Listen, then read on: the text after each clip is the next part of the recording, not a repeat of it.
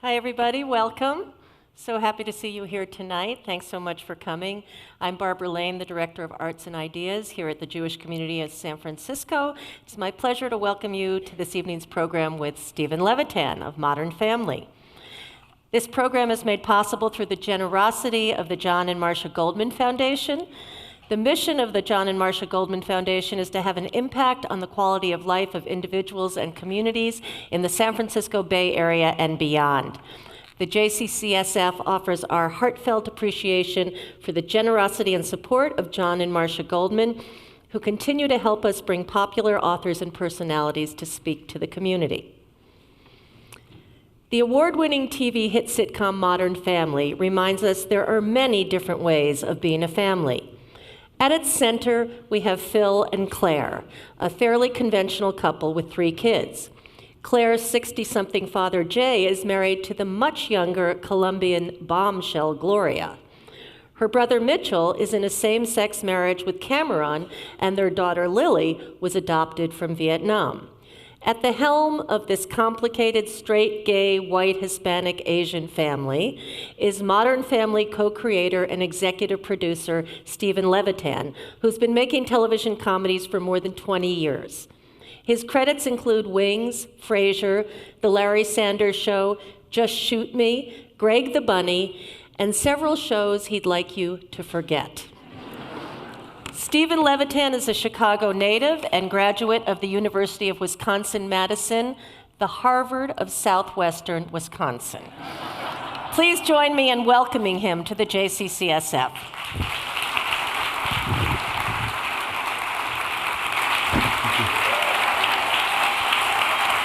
Thank you.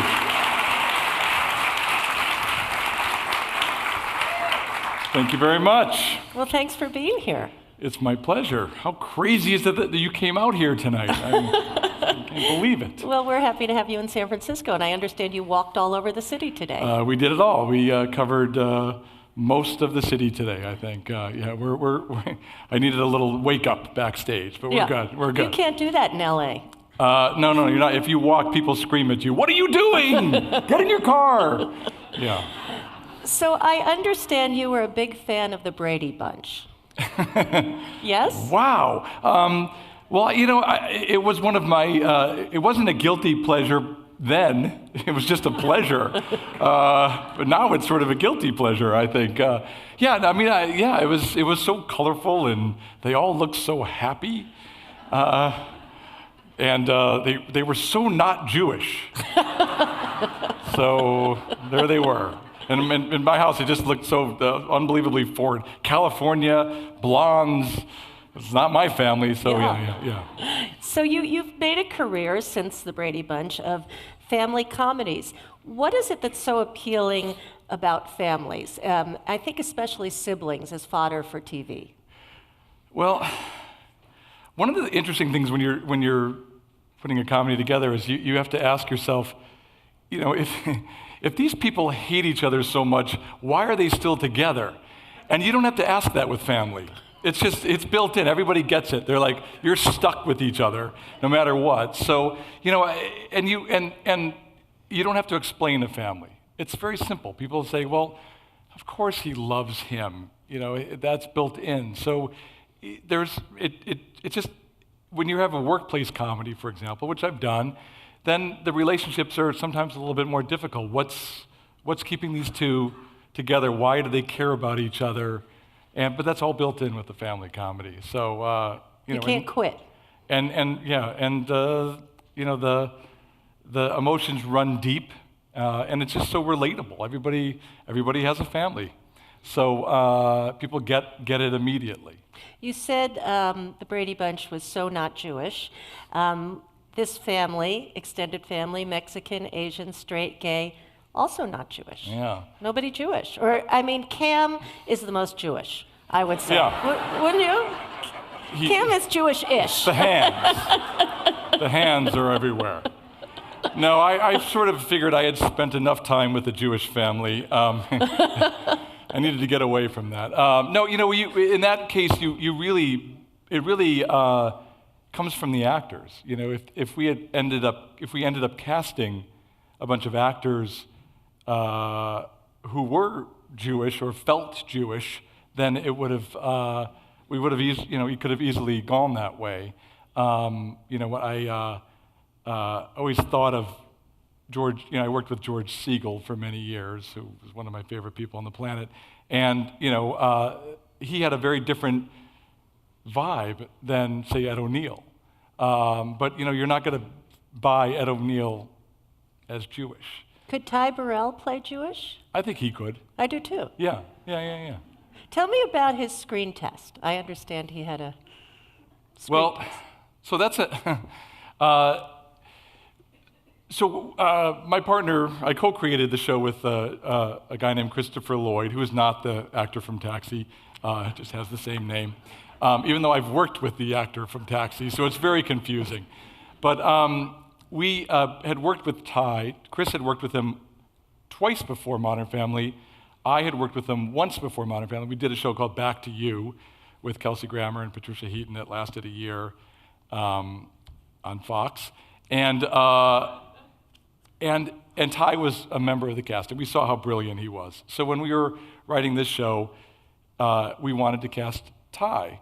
And the network president at the time said Ty had just done a show for them, or a pilot for them, in which he played a character by design who was a dull character. And Ty is such a good actor that the network president said, well, he's kind of a dull actor. He's dull. Because Ty had done it so well. So they basically said, you're not going to get Ty. We're not going to prove him. We don't think he's the lead of a show, et cetera, et cetera.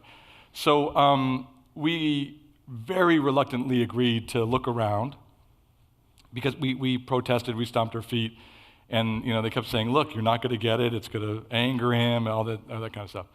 And we didn't find anybody else that we believed in. The part was written for him. We believe in him so much. So we finally ended up just saying, well, we can't, clearly our 20 plus years of experience each is not going to convince you. So we shot a screen test, and we shot it in my house to show them, what Ty could do. I brought clips tonight, and we're going to see if. Now we're going to. Okay, here we go. So this is. Here's. Okay, I'm going to show you this.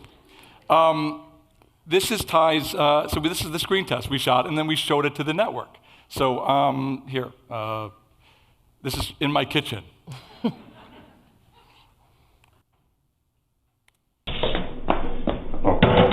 So, who's this boy?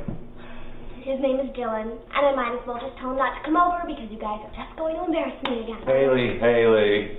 This is the first time you brought a boy over. I'm bound to be a little surprised, and I'm not going to embarrass you. Although I should probably charge the camcorder. I'm kidding. Come on. Who are you talking to? I'm a cool dad. That's my thing. I surf the web. I text. LOL, laugh out loud, OMG, oh my god, WTF, why the face. I know a lot of the dances from High School Musical. We're all in this together, yes we are.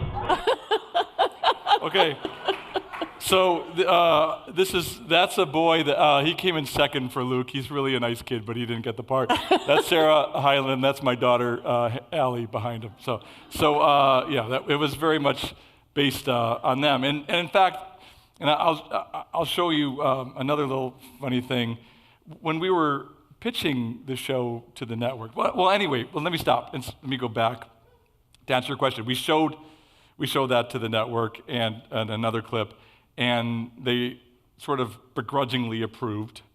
And then we did the table read, which is where everybody in the world gathers. There's just so many people, and it's a very pressure-filled day. And of course, as we fully expected, Ty just killed it. He was brilliant, as he always is. And to his credit, the network president walked over to me and said, I was wrong, and which is a great thing, wonderful thing. I give him all the credit in the world. And Ty, two Emmys later, it's really one of the lessons here. If the creators or the people behind it are passionate about somebody, go with it. It's really the lesson there.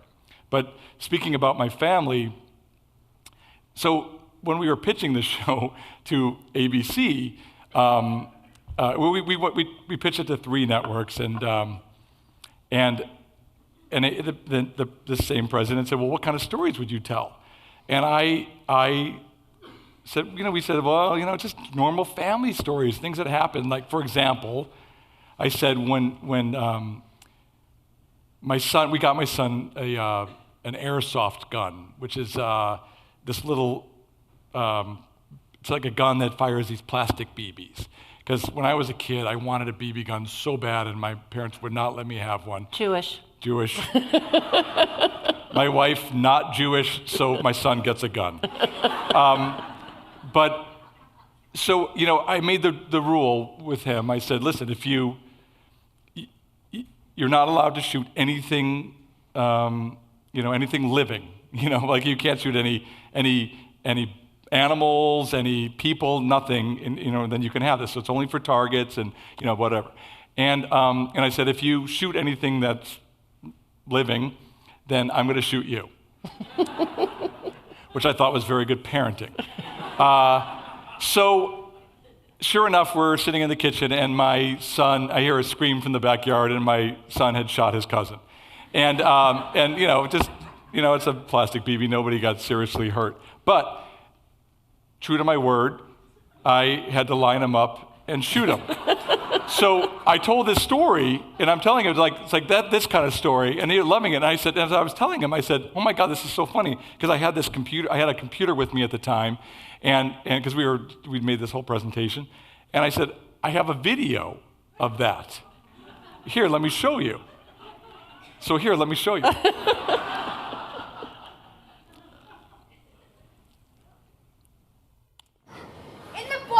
Turn around, my friend. I'll do my best. Turn around. Oh. Oh. I can't believe you did that. How'd that feel, Greg? Now my turn to you. No, wait, I didn't do anything.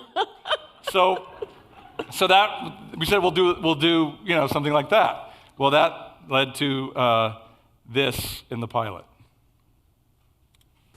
How many pairs of underwear do you have on? 1. 6. I want you to know, I'm not enjoying this, but this is an important lesson that you're learning, so soak it, keep it. You're too close. It's gonna hurt. It's supposed to hurt. And why are you smiling? What? Oh, forget it. I can't do this. The point is you're scared. I think you've learned your lesson. Wow. Oh, you bit my bone. It was an accident. Thought you were my friend. I am your friend. Dad, you have got to talk to Mom. She is like completely freaking out and embarrassing me. Well, honey, your mom isn't always as cool about things as I. What is with this thing?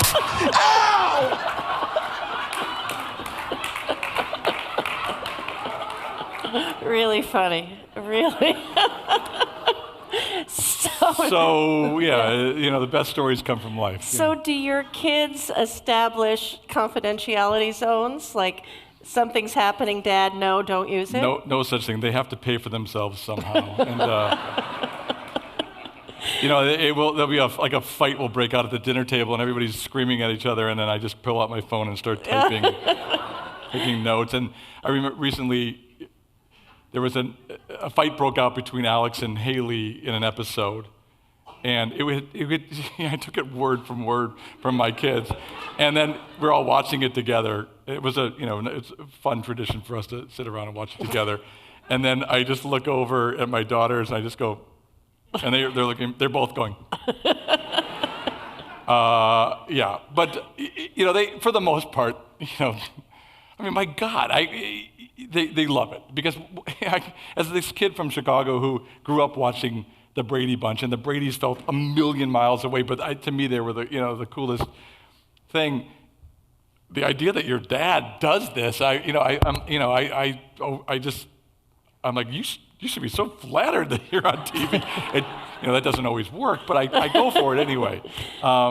But they do enjoy it. So looking at Nolan Gould playing Luke, we all know, because we all still watch the show, he's grown up. All of these kids have grown up. I mean, this guy has pecs now. I mean, he looks entirely different, as does Alex, as does Haley, not to even talk about Lily. That's a whole different story. Yeah. So how do you deal with that? How do you deal with the fact that these kids look a whole lot different year to year?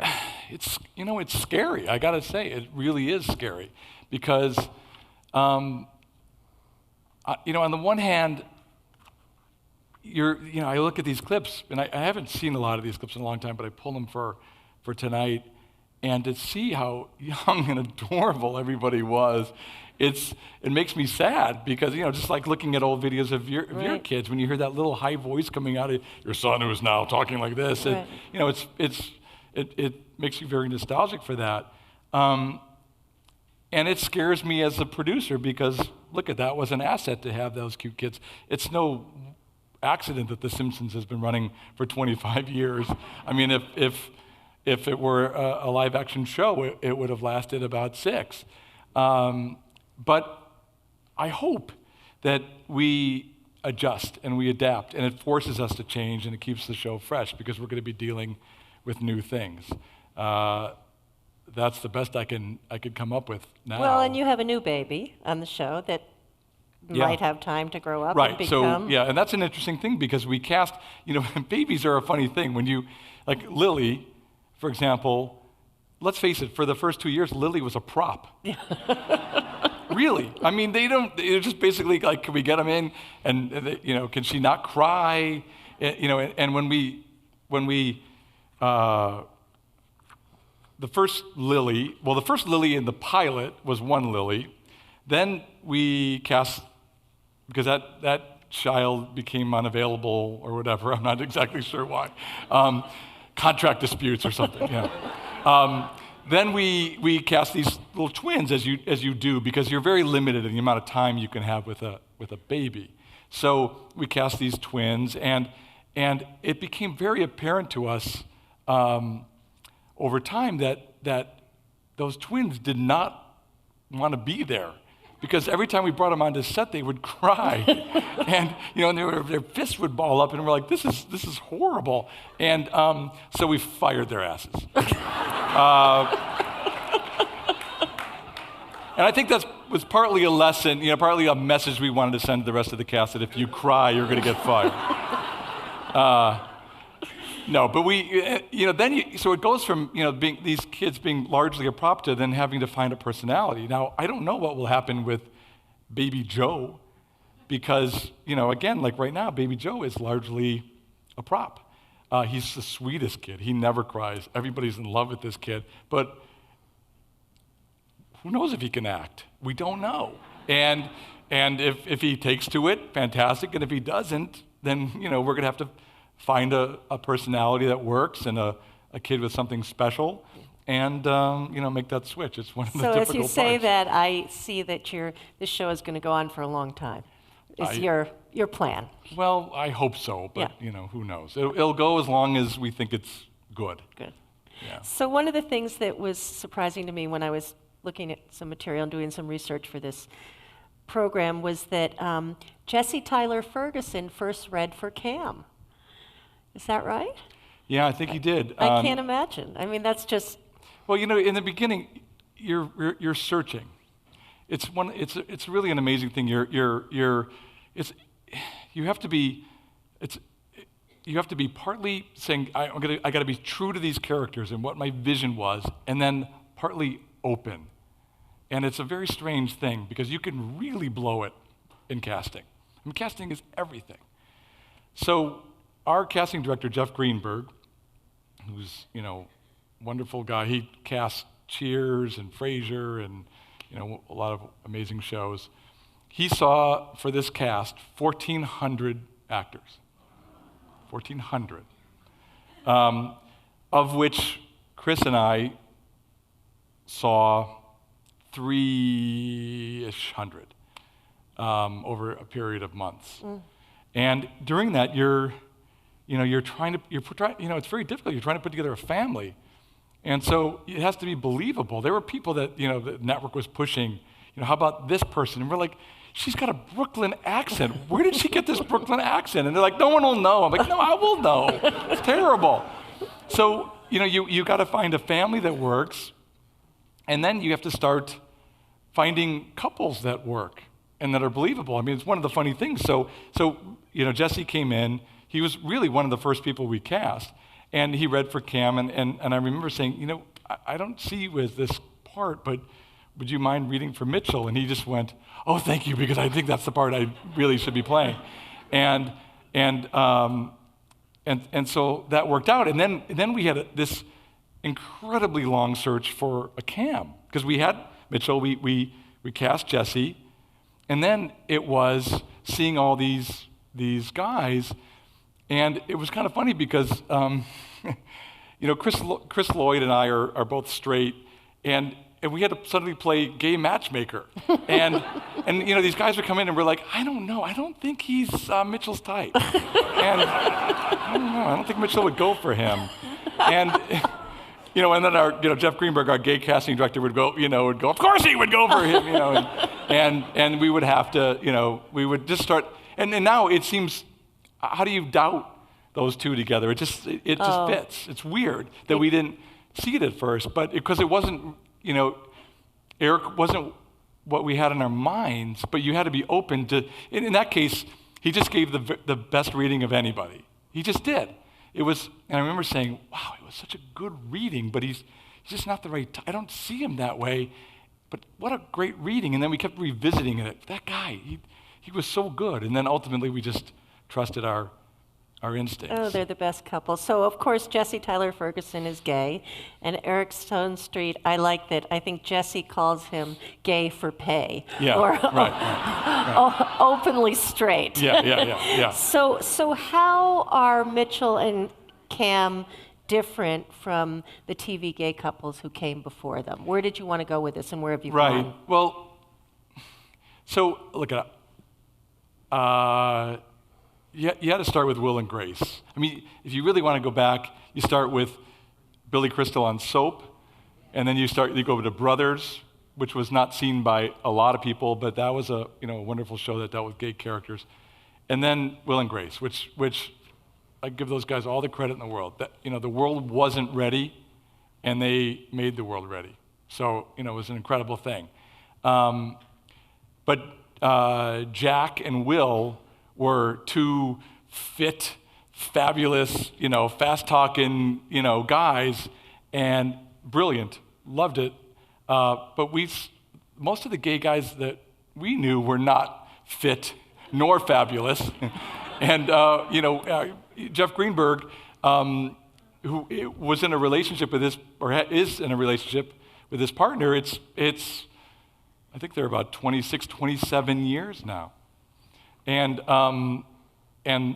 his partner Lars is somewhat Cam-like, and Jeff is a little bit like Mitchell. And we said those are the guys that we know that they're not they're not the hippest ones. They're not the ones always on the latest fashion trends. They're just these two schlubby guys who happen to be gay, who are just fiercely devoted to their daughter. That was it. So we wanted to do something different than what America had seen, and that was our way in there. So we all accept Mitchell and Cam. I mean, here we are in San Francisco. We totally accept them. They're the people next door. But when it comes to really pushing the envelope with these unconventional families, how far can you go? What's the edgiest thing you think you've done? And has there been an instance where you've gone too far and the network or whomever has said, no, that's too much?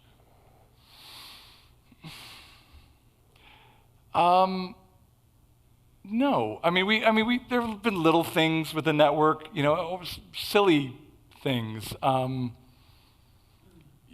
I wish I could remember the joke. It was a really good joke, but it involved the word homo, but it came from Mitch or Cam. And they said, no, you cannot say that. And we said, well, every gay guy we know,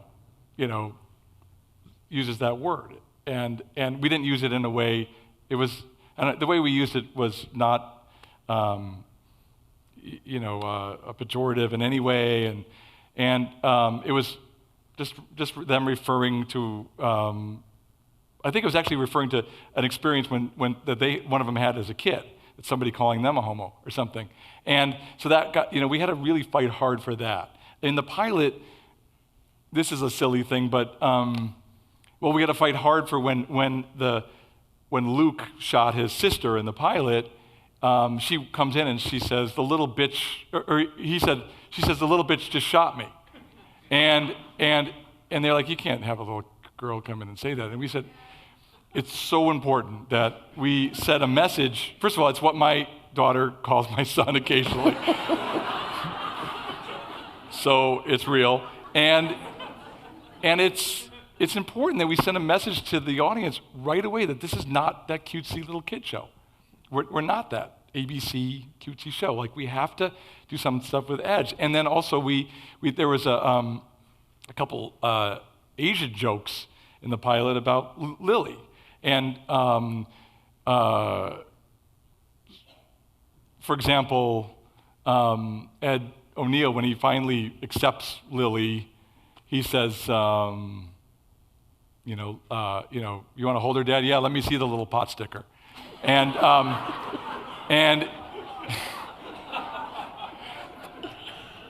again, that was an important joke to us because because people aren't politically correct. Right. You can't possibly do a show that resonates with people if everybody's always doing the right thing and saying the right thing. And he meant well. It came from a good place. And we always say, if you really look at the big picture, we're commenting on something. We're trying our hardest not to just, reinforce stereotypes or do a joke just to do the joke. We're trying to say something with it. We did one of my favorite moments was, which I'm sure offended some people, but their doctor was, Cam and Mitchell's doctor was this Asian woman, and then Lily called her mama, and it threw them for this major loop. But it all built to this scene where she said, "Look, I'm not." It all built organically to this moment where she's in the front yard with them, and she's in her car and she's about to pull out, and she says, "Look, my mom expected me to be something I'm not. Everybody expects. Everybody has their ideas of stereotypes, and I'm not this. I'm not going to be this Asian stereotype." And then she backed into a garbage can. And as you're talking about we can't be politically correct all the time, because he's in the news now, I'm thinking about Norman Lear, and I'm thinking about All in the Family. Yeah. And so it sounds like you took some cues from Yeah, All I've in had the Family. great pleasure, by the way, of getting to know Norman lately. And, he's one of my heroes. What an incredible man. Not only for what he did on screen, with All in the Family and Maude and, just to name two of many, and how he broke through, but, everything he's done in the world otherwise. An incredible guy and an absolute role model for me. You were talking about Ed O'Neill and not being always politically correct. I just have to say, I just have to give my own personal note of appreciation for the writing and the storyline around the wedding. I think that's just so fantastic, Thank how you. he came around. And that moment when he walked him down the aisle, I just puddled up. I mean, it was really moving. It's one of the interesting things you have to do in a show like ours, which is, you have to create tension, and then people want a resolution, but if you resolve everybody too much, then there's no tension left the next week. So you're always having to, and I find that in life, it's one step forward, two steps back.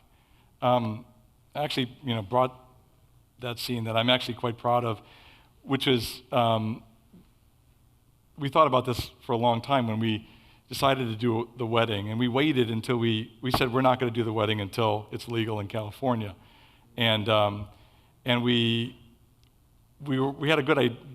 We actually we were feeling really good about the decision, what was going to happen, and then we came up with the storyline for them getting engaged, and then we're waiting for the announcement of what was going to happen, and the person, one of our writers, Jeff Richmond, who happens to be gay, who wrote the engagement, the proposal episode, said when the announcement came down that it was, the gay marriage was approved in California, he said he was happier as a writer than as a gay man. So, anyway, but it built it. The idea was they're going to do a lot of planning all year, and we got a lot of fun out of that. Nathan Lane, as their friend, my favorite name of all time, Pepper Saltzman, and which led to one of my favorite jokes of all time when one boy said, "I'm not a joke, I'm Pepper Saltzman." But he, the whole season was about planning the wedding, and we were even getting sick of planning the wedding stories. But we always said we're going to build to a scene in which finally Jay's had enough too. And Jay was supposed to invite a bunch of people and never turned in his guest list. And it's all we're going to create a real problem between them that will then resolve at the actual wedding. So it led to this scene. Let's see if I can get it going. Can I ask you a question? Why are you having such a big thing anyway? Well, because we're only getting married once. I'm just saying, why do you need to make it into a spectacle? A spectacle? This could be the universe's way of telling you to bring it down a notch. Invite your family, your friend Pepper, and what's his name? The flouncy one, LaDavid. I don't have a flouncy friend named LaDavid, Dad. Do you mean LaMichael or Jamarcus? I'm not sure who you're referring to. Whatever. I'm just saying keep it small. Why pay all that money for people you barely know? Oh, you mean like any of your friends? Oh, please. You don't want any of my friends there. Really? Because I've been asking for a list for months now. So who doesn't want them there? Me or you? Why are you getting upset? Because, Dad, if this was Claire's wedding, you would be all over it. You'd be wanting to have it at your club. You'd be inviting all your friends. Oh, please. I wasn't that thrilled when Claire got married either. For God's sake, just stop talking. Everybody back off. I don't think I'm out of line suggesting my friends don't want to see a father-son dance at a big gay wedding. There is no father-son dance, Dad. I don't know what things go on there. Do I walk you down the aisle? Does someone throw a bouquet? I mean, I'm just saying, I don't know how this stuff plays out with my guys from the club. Oh, you mean the guys who sit around the locker room watching football naked? No, this isn't about them. This is about you. You are the one that's uncomfortable here. Fine, I admit it. This whole wedding thing is weird to me. Wow. Now, see, why do you get to be you, but I don't get to be me? See, I didn't choose to be uncomfortable. I was born this way. Are you really throwing a gay anthem in our face right now? Damn it, give me some credit. You know how far I've come. I mean, what more do you want from me? You know what, Dad? You do. You get to be you. If it really makes you that uncomfortable, then don't come to the wedding. Hi, Mitchell. No, see, we're scaling back already.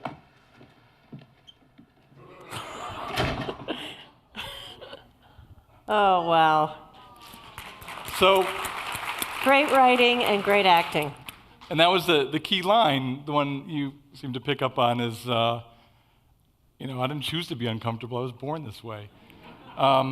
Because we talk a lot about these ideas, and we have, I think 3 gay writers on our staff. I say 3 that we know of, but we have 3 gay writers on our staff, and we talk about this all the time. Like,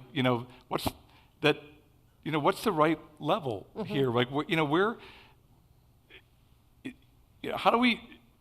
Sometimes we were getting sick of hearing them talk about the wedding all the time, or us talking about them talking about it. So, wouldn't it make a man like Jay uncomfortable at a certain point? And the idea of him, he's fine with it in theory, and then all of a sudden you get to the moment, and he's, and we have to give voice to that. And I think that by giving Jay a voice and giving him a point of view that people can sort of, one of our most, ardent, strongest gay writers on our staff said, I get it from Jay's point of view. Like, if I were him, I'd feel the same exact way. Give voice to that, and then everybody gets on board. Everybody gets on board that journey, as opposed to preaching the other way. You should feel this way. Well, no, give voice to it, and then resolve it, and people will take that trip with you. And then later you have the scene of Jay and Cam's father in the sauna together, which was a wonderful scene too. Yeah, really and wonderful. I remember the idea. We did an episode a couple of years ago, which was the idea of the two fathers, because we were sitting around talking about these relationships. We said, well, it must be really sort of a strange thing for two straight dads to be together and know what's going on with their kids. Because I always say it's a little weird when you're the father of the daughter. Like for example, my daughter was dating a guy a friend of mine's, a guy that I know, his son, and it's a little weird, at times, because there's weird double standard, and it's like, it's a boy, and then you're a little angel, and there's this very strange thing between two dads. I go, well, what's that like for two old school straight dads to be together, and suddenly, like, our sons, have sex, and so the activity we gave them in that episode was they were putting their bed together. They were helping to put Mitchell and Cam's bed together. And what a way for these two guys to come to terms with that, with that relationship. So I thought it was fascinating, but it's just comes from curiosity. What's that like? Yeah. What's that like for these two dads? Yeah, I want to turn our attention for a moment to Manny. I've heard you describe. Yeah, I love Manny. I've heard you describe Manny as a 12-year-old Antonio Banderas. Why? Well, that was our idea from the beginning. Well, at first, I will say, I was pushing hard for Manny to have Asperger's. Oh. It was a way, I thought, the idea is here, Gloria's Gloria, right? And what a prize for Jay. But Gloria's got to come with some baggage and something that will aggravate Jay. So I thought, at first, a kid with Asperger's would be such a challenge for a guy like Jay, who was, impatient and all that. And I still think that would have been very interesting. But ultimately, for whatever reason, Chris didn't love that. And we sort of, battled it out for a little while. And it just wasn't, he wasn't getting on board that. And, I got to let it go. And then we together came up with this notion. I mean, Chris's son had a smoking jacket, I think, at some point, and so the idea of a kid who just is wise beyond his years, who is a romantic, and who's weird, but in a new way for Jay. That he's not the gay son that Jay had the first time, but he's another version of something that Jay doesn't understand, and now Jay has a second chance to do it better. So that was the idea for Manny. Mm-hmm. I think it's a great character. Yeah, and Rico Rodriguez, that kid is, what a joy. Yeah. Yeah.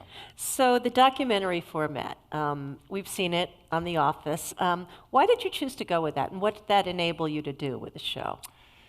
Yeah, well, it spoke to that idea that we want to do a family show, but we don't want it to, everybody stopped watching family shows. It became that thing that was on ABC on Friday nights, and it was all cutesy. I mean, Raymond technically is a family show, but the kids ran through. I mean, really, they ran up to their room. Those kids must have had a nice room, because they were whoop. And, I absolutely loved that show and have the greatest respect for it. But they didn't deal with kids that much. It was really about adult relationships for the most part. So we said, no, the kids are ones that bring all the problems in, the challenges. We want the kids to be involved. What was your question? I lost The track. documentary format. Oh, the documentary. Yeah. So it was one of the things that it was a way to make the show feel not that cutesy. That it just felt more real. You know, all these reality shows on TV. That's what it looks more real. So, and then the camera. You know, the interviews are the most amazing way to cut through the exposition. So you no longer have to say in the beginning, so Phil, your dad who's afraid of spiders is coming in this weekend. You know, you can cut to an interview going, my dad is afraid of spiders. You know, if you want to, and it's fine. It works. It cuts through it. It's great for pacing and energy, and that little look to the camera that we try to use very sparingly. It really connects an audience to the character. Like, basically, it's like, do you believe this? and the audience, I think, feels that. Yeah. So I actually think it's just the most wonderful form. It also allows us we have the best hours sort of in television. It's like we're widely known as that show that finishes, you know, most shows shoot for 12 hours a day, whatever. We shoot, you know, we've shot for as little as 3 hours in a day. I mean, it's crazy. Why? Because we don't need coverage. Because in this format, you wouldn't have close-ups and multiple angles and super creative camera moves. It's covered like if there were a couple of documentarians in the room. So it doesn't allow you to do all that coverage, and all that coverage is nonsense. It doesn't make a show funnier. So it makes people feel good about themselves. It makes directors feel great about how fancy they are and all this, but it's not funnier. It's just not. So I've seen it a million times. It's like character screams and the camera goes, and then it goes like down their throat or you know, up from their feet and and it doesn't make it funnier. It just makes it look a little flashy. But what we want is for it to feel like people are just standing in that room observing. So everything is shot. Jim Burrows, the famous director, he always goes, comedy isn't up here, comedy's here. And it's true. I mean, it's, everything is shot kind of wide, and we try to have as many shots as possible with both people in the frame. You want to see people interact. It's not just those cuts. I think all the cuts, which take forever, and then the comedy, what happens is as it goes, you shoot wide, and then you start to shoot close after a while. But you've done it so many times from all these different angles and turning it around and everything. By the time you actually do the angles that you actually use, nothing's funny anymore. You've heard the joke 40 times, and it's lost its freshness. So we really make an effort to try to capture it in those first few, and I think it translates. Yeah. So you're the showrunner with. I'm the co-showrunner. Co-showrunner. Yeah. Showrunner is a word that is relatively new. So for people who don't really know, does showrunner mean produce? What does showrunner mean? What does a showrunner do? It's sort of like, what doesn't a showrunner do? We're the final say on everything in the show. In our case, Chris and I are also the head writers. So we do write. There are occasionally some showrunners, very rarely or they might be part of a showrunning team and they're not actually writers. But in our case, we write. And we break the stories with the staff. We have a staff of 14 writers now. When we started, it was about 8, and it's grown through the years. And we break into rooms, and we come up with stories, and then we give notes on those, and we assign them to a writer, and then we give notes on an outline, and then they write a draft, and then we all rewrite it together, and sometimes we'll write a script, and then we hire everybody. We, along with our line producer, who hires a lot of more crew-type people, but the people who are the more creative writers, directors, actors, that's our area. We do final approval on everything: costumes, sets, editing, casting, everything. So one of you one of the two of you looks at every episode and has final So the approval? way we go, and it's actually really effective, because what we realized early on, Chris and I we're two type A's. And when you have three type A's is okay, because then you can say, majority rules. But when you have two, you can be banging your heads together for a long time. So we quickly realized this is inefficient. Let's just take turns. And it started that way. I run the show this week, you run the show next week. And then, so I'm on set for my entire show. I'm there every frame that's shot. I'm working with the director. I'm giving notes to the actors. I'm rewriting on the set.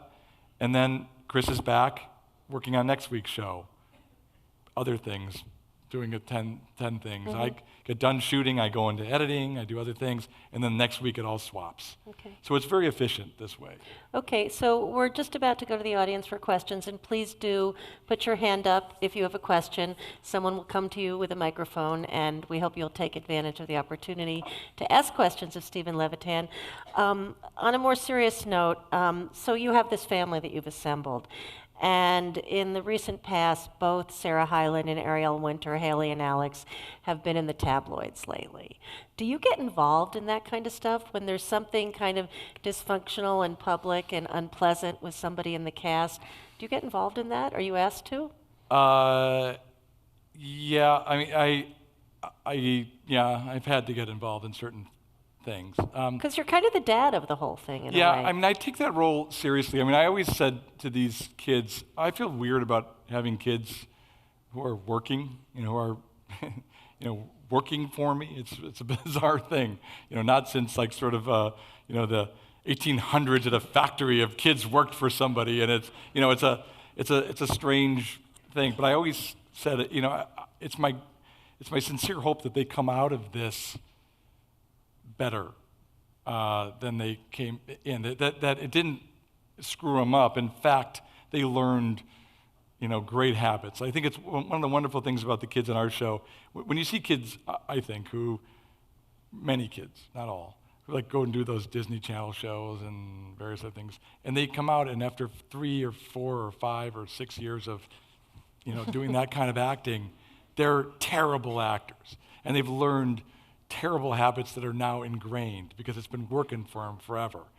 And our kids have learned from the best, these other actors. To watch Ed O'Neill work with Rico Rodriguez, these little things between takes where he goes, hey, do it like, okay, no, think about it. Think about how sad you are here. And the little touches that he does. Rico is going to come out of this experience, an amazing actor. And everybody, it's funny how our families look out for their own. Julie Bowen was very involved in, those two experiences because she feels like a sort of a second mom. I had to get involved in certain ways. I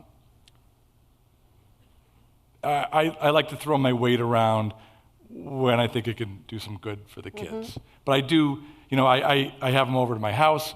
They hang out with my kids. They become friendly with them. Nolan slept at my house this summer. He hangs out with my son, and I remember waking up one morning, and I was like, I forgot he was there, and I came downstairs, and he's just sitting on the couch. And I'm like, this is so weird. Like work is at home, and I don't know what.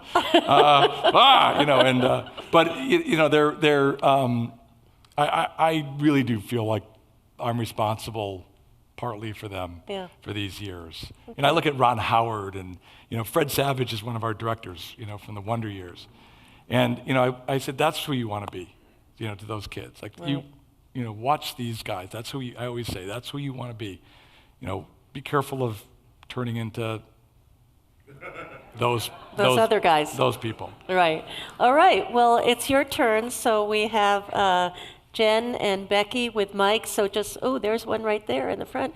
Put your hand up and they'll come to you and ask your questions of Steven Levitan. Hi, Steven. Thank you so much for creating the show. It's my favorite show. Oh, thank you so much.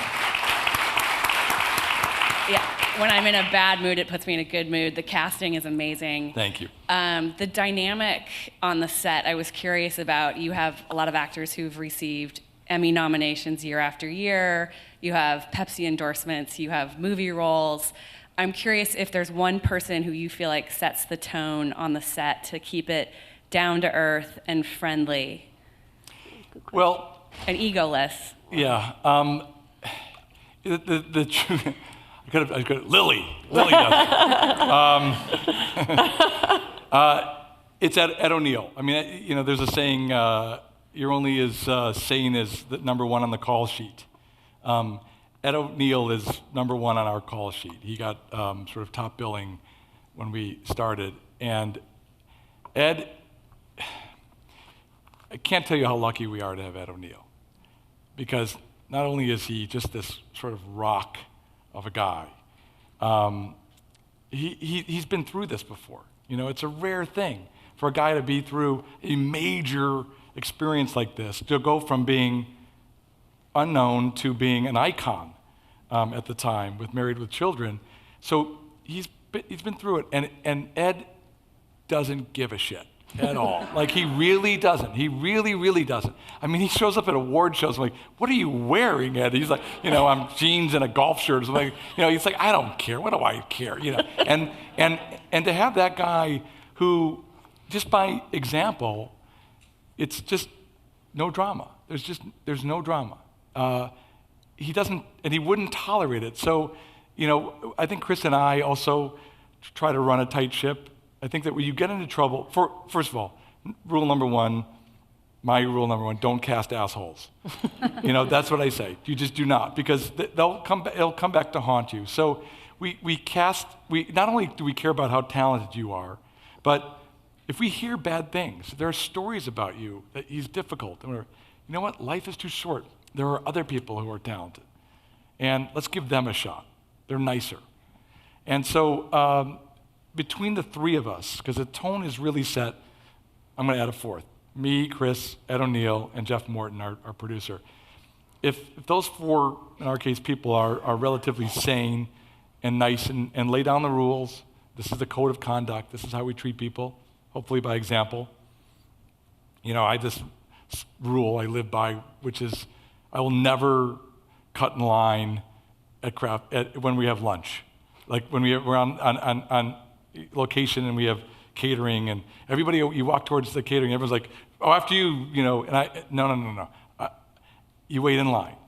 You're a person, you're a human being, you're actually working way harder than I am today.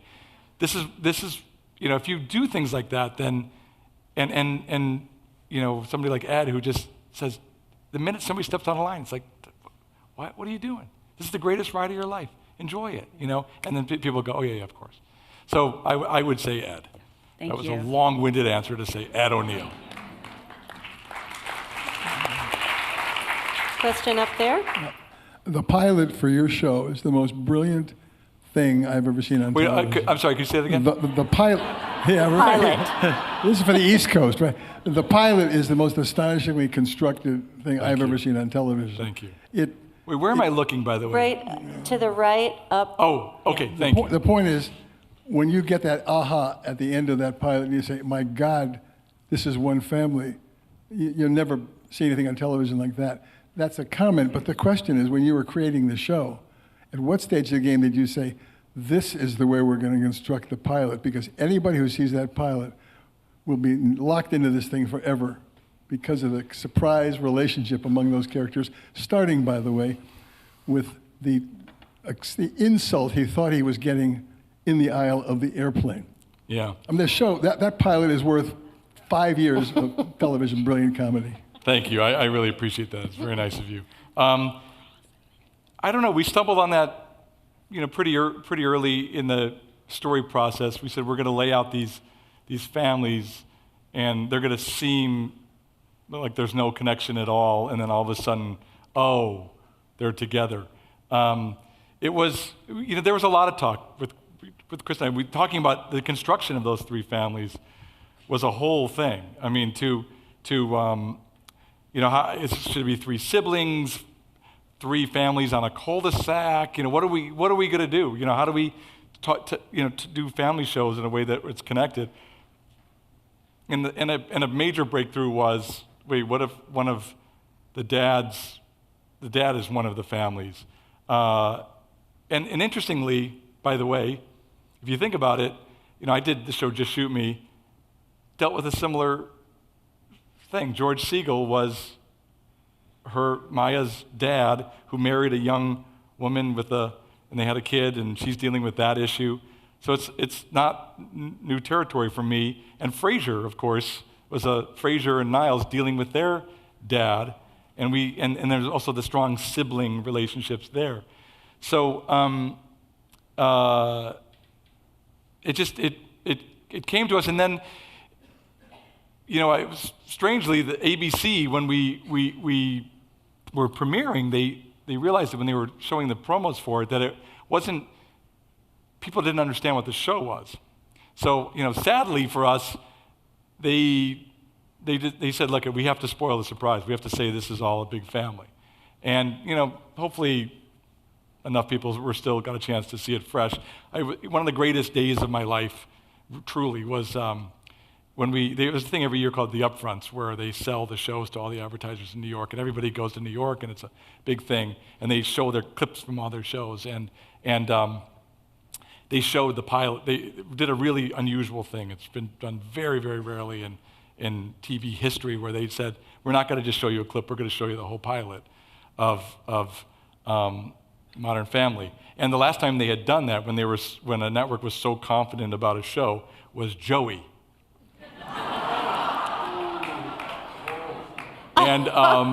And it laid, a huge egg, and it was, it really was not a good thing. So we were kind of nervous about that, but it really played in the room beautifully, and I just, I remember we were sitting in Lincoln Center and watching, a full house, watch that moment.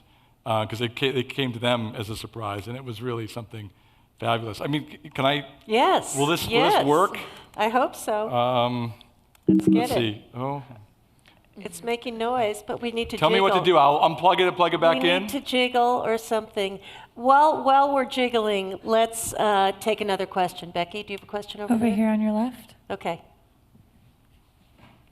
Hi. Hi. You're a great storyteller. Thank you. Thank you.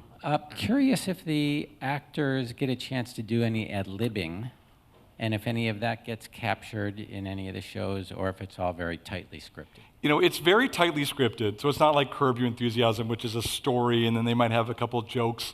So it's very, very tightly scripted. We have the most incredible writing staff ever. But we always allow for little things, and if someone has an idea, Ty and Eric are two of the actors who are particularly good at ad-libbing, and it's usually at the ends of scenes or in the interviews. They'll throw a little something in at the end, or Ty will sometimes say, let me try something on this one, and then something will come out of left field, and we do often use it. They're very funny on their own. They're smart, funny people. Let me just show you real quickly. To me, when you talk about with Modern Family, to me, it's just like my favorite moment. Probably will always be my favorite moment of the whole show. And it was just lucky that we happened to do a show. We happened to do it for ABC, which happened to be owned by Disney. So here's a moment from the pilot.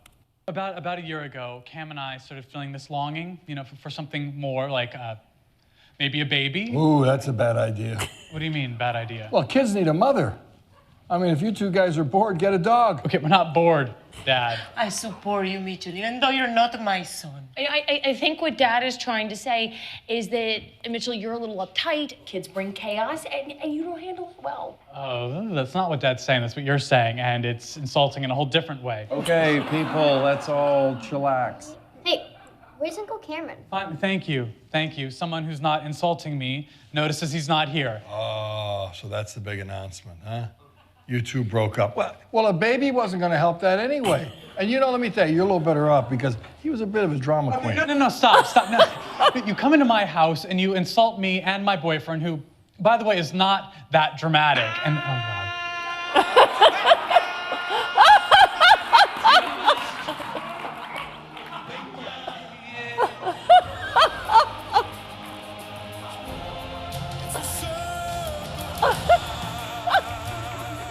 adopted a baby. Her name is Lily. Oh, exciting! Just turn it off. I can't turn it off. It's who I am.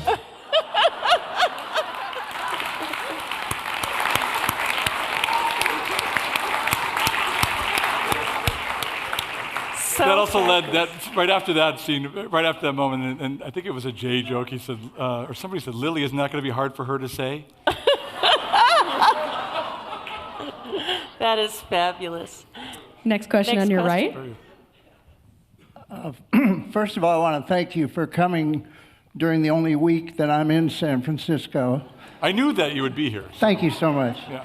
My question is, first of all, you seem to have a good sense of television history and comedic history of great producers, Sheldon Leonard and those kind of people.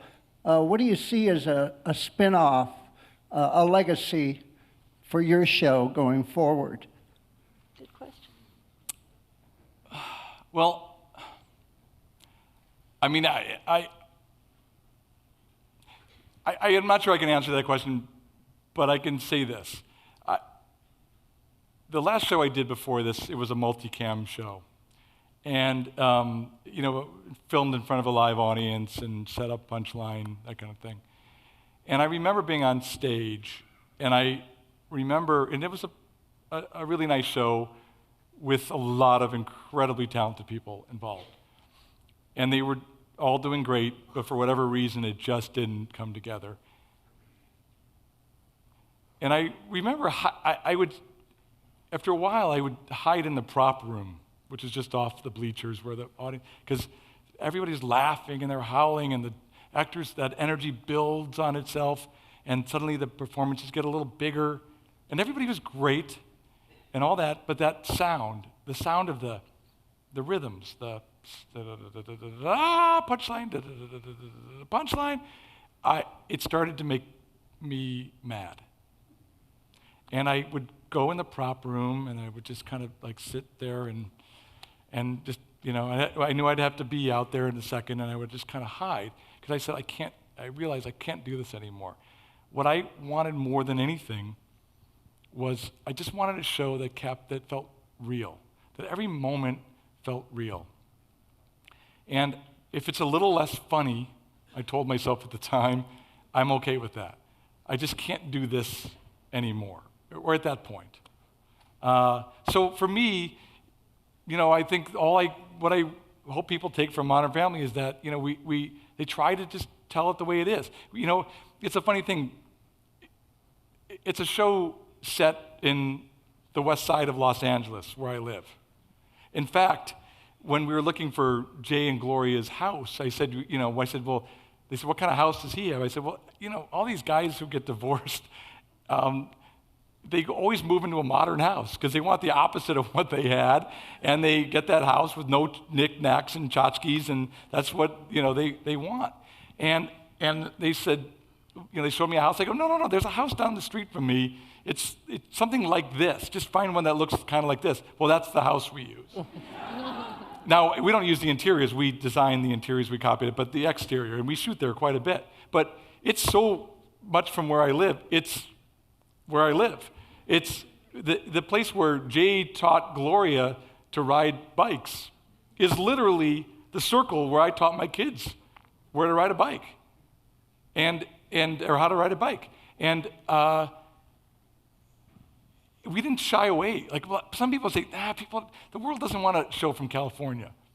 You know, the rich people in California, and Jay's got money. He's got too much money. The world's struggling right now. And I remember saying, "Fuck it. This is what that guy has. This is a reality. There are some people who have money. Mitch and Cam live in a little place. It's small, and the Dunphys, you know." If they lived in Ohio, that house would cost very little. It's not a extravagant house. But the things that we're living in our lives right now, that's just what we're going to show. If it seems hoity-toity, I'm sorry, but this is the life I know, and I'm going to tell those stories. And guess what? I mean, we're in 200 countries right now, and it plays, families are families. It doesn't matter. It doesn't matter the size of your house or the kind of car you drive. You're still dealing with kids who text too much and who don't listen to you and who do this and whatever else that we're dealing with in our show. It's all the same. It's incredible. It's all the same with different dressing. So I hope that people take from it that, you know what, don't shy away what feels real and organic to you, because that's going to resonate the most. Yeah. We'll take 2 more questions. Question down here in front. 2 more. Hi. Hi. First of all, that's one of my favorite clips. That's the one I always use to. It's one of my Yeah, favorites. I love it so much. Thank you. My question is, it's more of a broader just question that I'm curious about your career. It's very, when you're being introduced, it's very clear that you've been a part of so many amazing projects and shows. But then there was a part of your bio that I loved, that you said there were shows that you wish people didn't remember, that you wouldn't like to mention.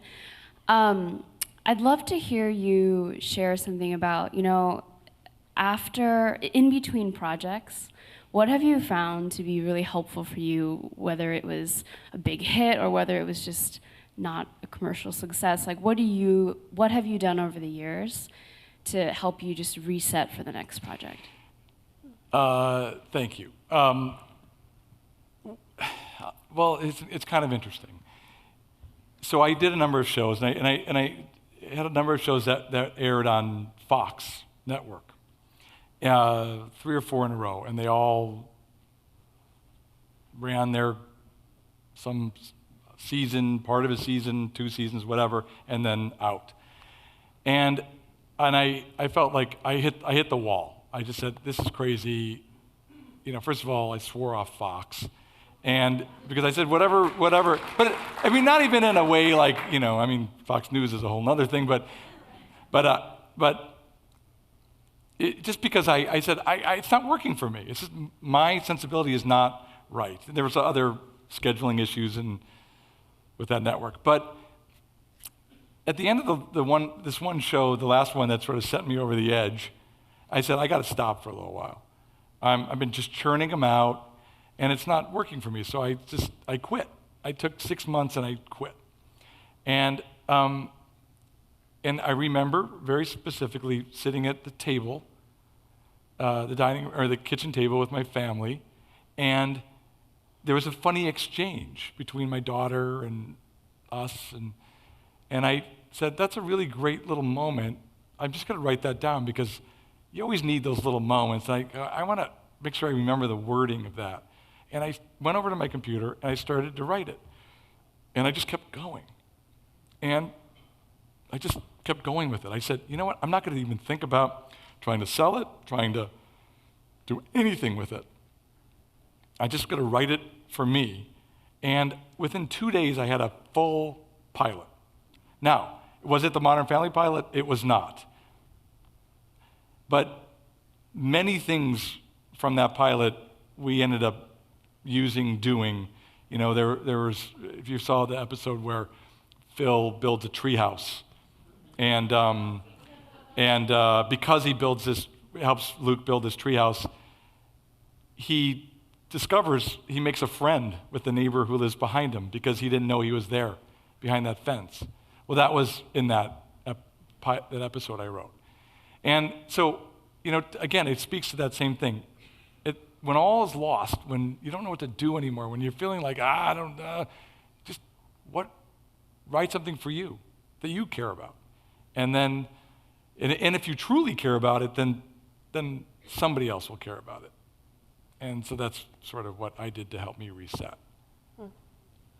Last question. Last question, up on the right. We've heard a lot about the show tonight.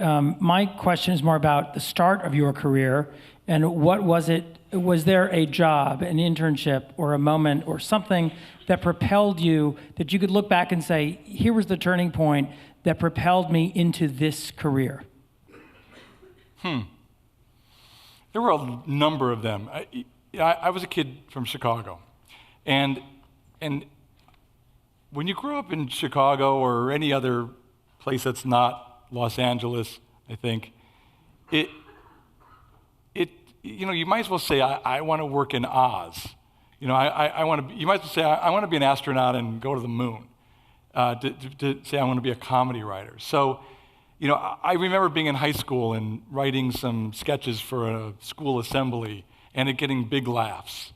And I remember what gratification I got from making an audience laugh. That was really important to me. And then, I went to college and again, you don't even dream that you could do this. So I started off in TV news. My first job, I was a reporter, and of course, as you all know, I was the morning anchorman for Good Morning Wisconsin.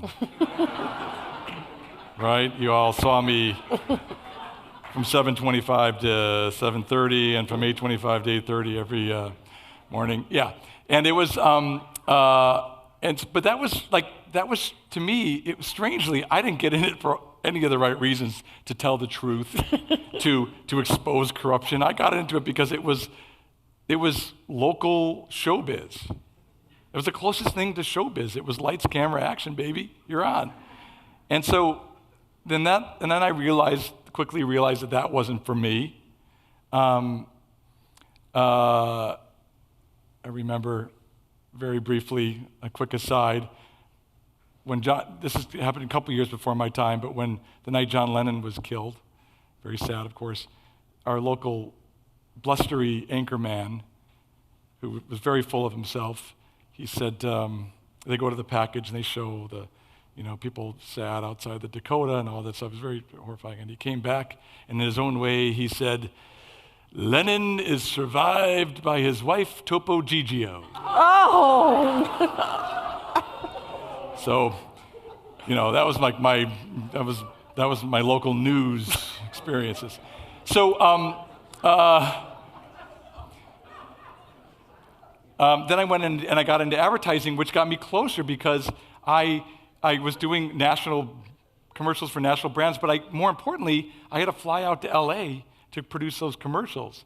And suddenly, in LA, oh my God, that's that studio where they film Cheers. And then you're talking to somebody who says, "Oh, my brother is he works on this," and on that show, and suddenly you're at a bar and you meet somebody, and "Oh yeah, I'm a writer for," and in my mind, I'm like, "Wait, they're a human, I'm a human." We were able to talk. I kept up in the conversation. Like, maybe this is actually something that I could do. It became tangible. It materialized for me. So then it just became about, how do I move out to LA and jump in? But I think there are probably people all over the country, and of course all over the world, who are so talented, but just never got that chance for it to feel real enough for them to do it. Well, thank you. Can I show one thing? Please. The more the better. Well, I'm just going to show my other, next to the Lion King moment, my favorite moment of our show. Sadly, this also came from real life. Oh, okay. 1, 2, 3. No! I'm sorry. Nothing's happening! Oh my God. Yeah, our kids walked in on us. We were, as they say, having sex. Phil, our children are downstairs right now and they're probably traumatized. Oh, come on. I'm sure it's not that bad. I can still see it. I can't believe that just happened. What were they doing? Nothing. Whatever it was, it looked like Dad was winning.